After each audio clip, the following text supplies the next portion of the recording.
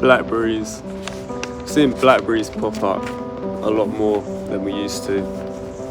I think a lot of that is due to the fact that, one, we're very nostalgic, especially in the art we make at the moment, a lot of people. And two, I think people like that kind of social media where they didn't feel like they were being sold on everything and it was purely just social media. And it makes me think about how I was when I had BlackBerry Messenger ages ago.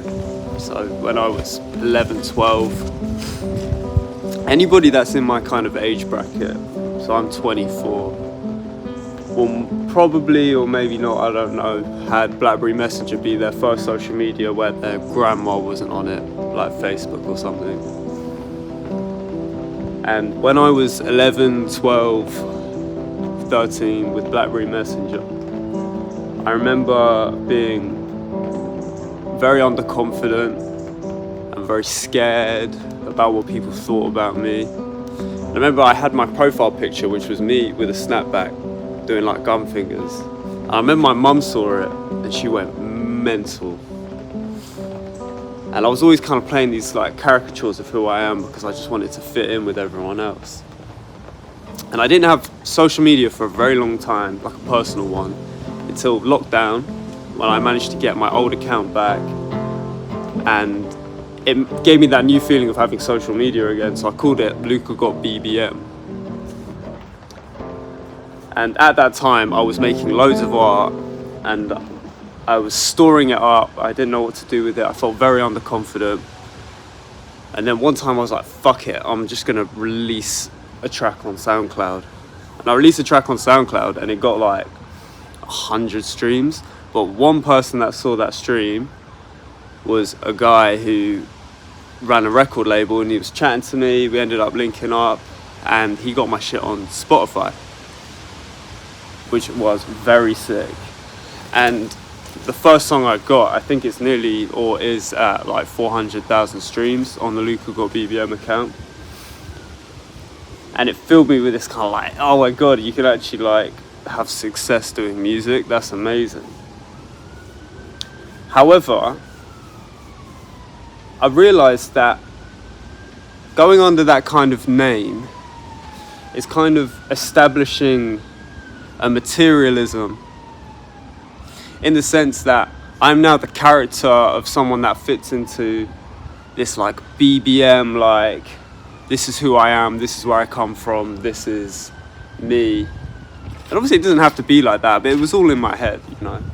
I was like making kind of like nostalgic music. It was all breakcore at the time when that was like a thing. And then when I got picked up by another label through that, them and me were working under the assumption that I was going to be that type of guy. So they were offering ideas like, yo, why don't you sample, you remember that, like, you wouldn't steal a car, you wouldn't steal a this and that used to come up before you were like watch a DVD. And very quickly I realized that my whole artistic career was about to become a persona of me, and it made it really hard to make stuff that I liked and that the label liked, and it made me question what people liked.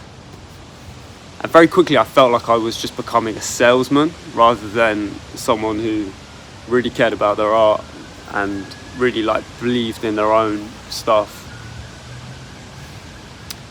And it ended with the label just not releasing any of my stuff, and I had 3 projects maybe at this point that had just got nowhere.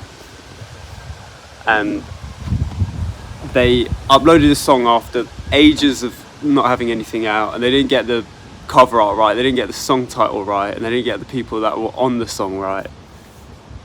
And I very quickly realized if you don't have any belief in yourself, people do not give a fuck about you, and they have no belief in you. So I had to bun it off. And I've been making art under my own name now for a while, and I am so much happier, despite the fact that I haven't even hit 10,000 streams on a song. The fact that I get people messaging me being like, this art is great, I love this, and it's of my own name and not of kind of this material persona, is, I couldn't ask for anything better. And I have a lot to thank BlackBerry for giving me the gift of having that moment where I could kind of play into the nostalgia of my past, but now I have an opportunity to move forward. And that doesn't mean that doing nostalgia tripping is a bad thing, but I made it my whole personality. You know, I released a video which like has the kind of framing of an old, like 2012, 2013 and before whatever video. But it doesn't feel too much that I'm running with that as my whole personality. Especially at a time where, you know, I think you are so overloaded with art, it's really hard to understand what